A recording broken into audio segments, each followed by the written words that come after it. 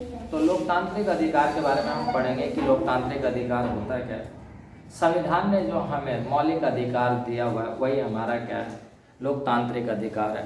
उसको संवैधानिक अधिकार भी कह सकते हो, ठीक है ना। तो इसमें 6 अधिकार हमारे को दिए हैं। मौलिक अधिकार जिसको कह लो मौलिक अधिकार, या फिर इसको क्या कह सकते हो, संवैधानिक अधिकार भी कह सकते हो। सबसे पहले जैसे आप कर लो समानता का अधिकार, समानता का अधिकार। ध्यान रखना ये 14 से लेकर के 18 तक का जो अनुच्छेद है वो समानता से आधारित है। अगर आप समान हो तो उसके बाद जो है आप स्वतंत्र भी होंगे। तो आप कर दो स्वतंत्रता का अधिकार, का अधिकार। ये जो अनुच्छेद है आपका ये 19 से लेकर के 22 तक है, स्वतंत्रता का अधिकार। उसके बाद जब आप स्वतंत्र हो गए तो उसके बाद आपका कोई शोषण नहीं कर सकता। तो शोषण के विरुद्ध अधिकार, शोषण के विरुद्ध अधिकार, शोषण के विरुद्ध अधिकार। ये 22 हो गया ना, तो यहाँ पर 23 से 24 क्या कर दो, शोषण के विरुद्ध अधिकार। शोषण के विरुद्ध के बाद आप चले जाओ धार्मिक स्वतंत्रता का अधिकार, धार्मिक धार्मिक स्वतंत्रता का अधिकार। यहाँ 25 से 28 कर दो, ये धार्मिक स्वतंत्रता का अधिकार। अब धार्मिक स्वतंत्रता के बाद आप देखना शिक्षा और संस्कृति का अधिकार, शिक्षा और संस्कृति का अधिकार। ये आप कर दो 29 से 30 में, अनुच्छेद 29 से 30। और इसके बाद आपका आता है संवैधानिक उपचार,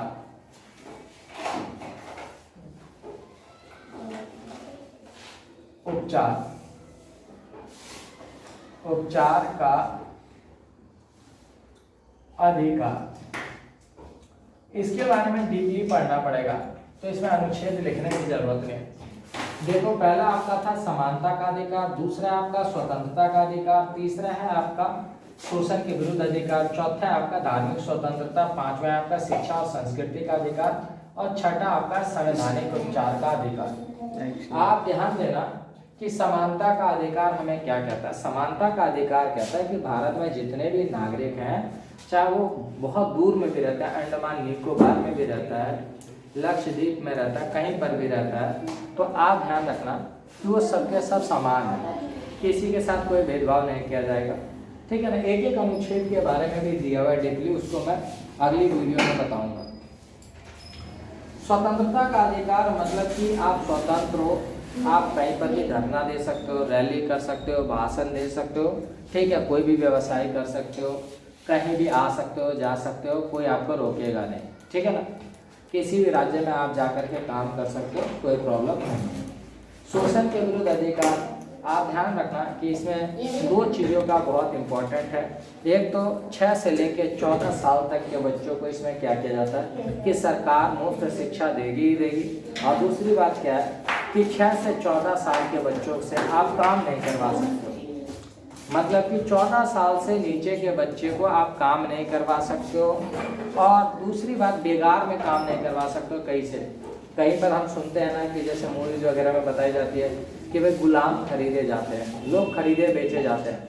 तो इस शोषण में हम जो अधिकार है शोषण के विरुद्ध, इसमें क्या है कि कोई किसी मानव की खरीद बिक्री नहीं करेगा, किसी महिला के साथ जो है जबरदस्ती करने की कोशिश नहीं करेगा, उसके ऊपर प्रेशर नहीं डालेगा। अगर ऐसा कुछ होता है तो इस अनुच्छेद के जरिए क्या होगा कि जो सामने वाला है, जो कसूरवार है, उसको क्या किया जाएगा, सजा मिलेगी।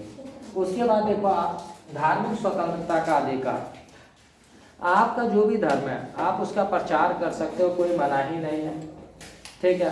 आप अगर अल्पसंख्यक हो तो अल्पसंख्यक लोग क्या कर सकते हैं कि अपने खुद के शैक्षणिक संस्थान बना सकते हैं।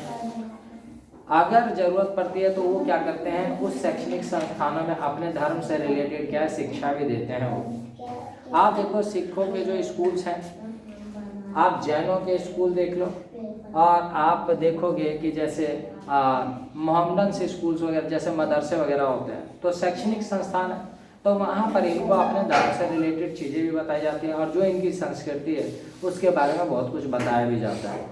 ठीक है। इसके बाद आप देखेंगे शिक्षा और संस्कृति का अधिकार अनुच्छेद 29 और 30 में।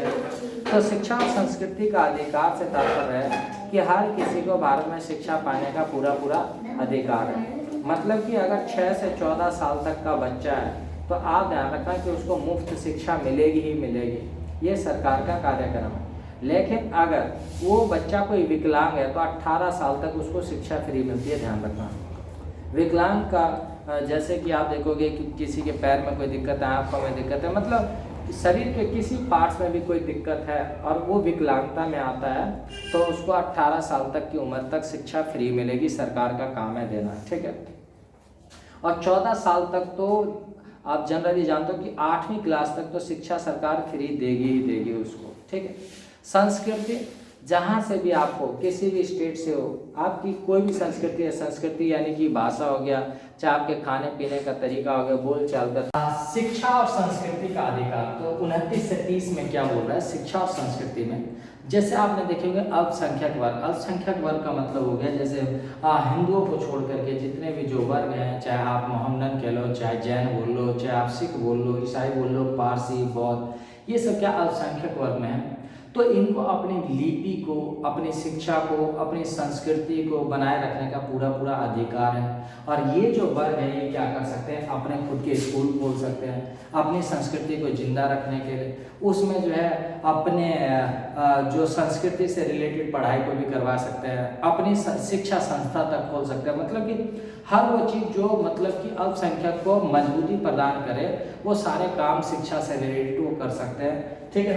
इसके बाद आपका संवैधानिक उपचार का अधिकार। संवैधानिक उपचार का अधिकार का मतलब हो गया कि चाहे जितने भी आपके अधिकार हैं, समानता का अधिकार, स्वतंत्रता का अधिकार, शोषण के विरुद्ध अधिकार, धार्मिक स्वतंत्रता का अधिकार, शिक्षा और संस्कृति का अधिकार, अगर इसमें से किसी भी अधिकार का अगर कोई हनन करता है तो आप न्यायालय में जा सकते हैं, यानी कि आप डायरेक्ट सुप्रीम कोर्ट में भी जा सकते हैं और आप वहाँ पर अपनी शिकायत दर्ज करवा सकते हैं कि जो मुझे लोकतांत्रिक अधिकार मिला हुआ है इसके साथ जो है गलत व्यवहार किया जा रहा है, मतलब कि मेरे अधिकारों के साथ क्या हो रहा है, हनन हो रहा है। और कोई जो है मतलब कोई फलाना आदमी है, जैसे कोई भी है, चाहे कोई नेता है, चाहे कोई पुलिस वाला है, या चाहे आपके आस पड़ोस में है, चाहे कोई समाज में है, वो इसके साथ खिलवाड़ करने की कोशिश कर रहा है, तो आप वहाँ जाएंगे तो आपको जरूर वो उस चीज़ का उपचार करेगा। मतलब कि जो न्यायालय है वो क्या करेगा, उपचार करेगा। उपचार का मतलब हो गया कि उसका समाधान करेगा और जो भी दोषी पाया जाएगा उसको सख्त से सख्त सजा सुनाई जाएगी।